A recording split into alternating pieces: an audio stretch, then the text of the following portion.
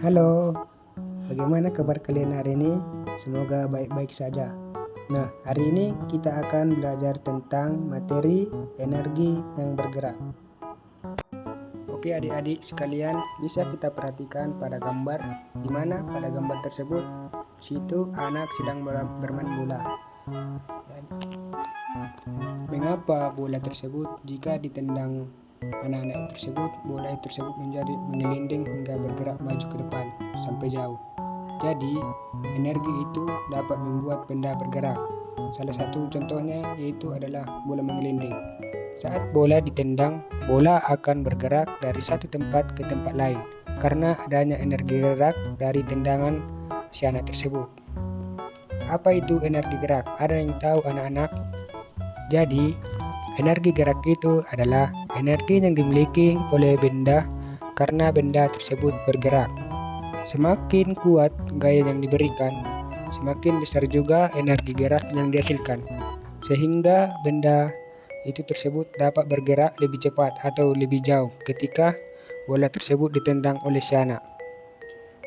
Nah, untuk adik-adik sekalian, apakah kalian tahu apa saja contoh-contoh energi gerak dalam kehidupan sehari-hari? Nah, di sini Bapak akan menjelaskan beberapa contoh energi gerak dalam kehidupan sehari-hari. Yang pertama seperti sepeda yang di kayu dapat berjalan. Yang kedua itu kipas angin yang dinyalakan, di mana baling-balingnya itu akan berputar sehingga membuat kipas itu dapat bergerak. Yang ketiga contohnya seperti bola yang didorong atau mobil yang didorong dapat berjalan. Ketika kita mendorong mobil mainan, kita dorong ke depan, maka akan mendapatkan suatu tekanan ke depan dan bergerak maju. Contoh lainnya seperti ayunan yang didorong itu juga bergerak maju mundur.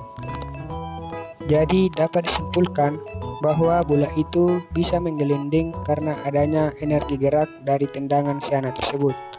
Energi dapat membuat benda itu bergerak. Jadi energi itu penting di dalam kehidupan sehari-hari. Oke adik-adik, kita buat gambar atau contoh yang lain. Contohnya yaitu menjelaskan tentang kipas angin yang bergerak. Pada gambar pertama, bisa kita lihat seorang anak itu menjelaskan bahwa kipas angin itu bergerak karena mendapatkan energi listrik.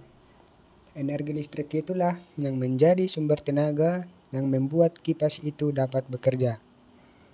Pada gambar kedua, di mana stiker kipas angin itu dicolokkan ke stok kontak. Hal ini dilakukan agar arus listrik itu dapat mengalir ke dalam kipas angin. Tanpa listrik, kipas angin tidak dapat menyala. Sampai sini paham adik-adik? Oke, kita lanjut pada gambar ketiga, di mana ketika tombol kipas dinyalakan, setelah tombol ditekan, mesin di dalam kipas itu mulai bekerja, sehingga menggunakan energi listrik yang masuk. Pada gambar selanjutnya, yaitu pada gambar keempat, baling-baling kipas itu mulai berputar, di mana putaran baling-baling itu terjadi karena adanya energi listrik yang berubah menjadi energi gerak. Semakin cepat putar baling-baling itu, maka semakin besar juga yang dihasilkan, angin yang dihasilkan. Nah, pada gambar kelima, bisa kita lihat di mana kipas itu bisa menghasilkan hembusan angin yang sejuk. Angin tersebut membantu manusia merasa lebih nyaman saat di cuaca panas.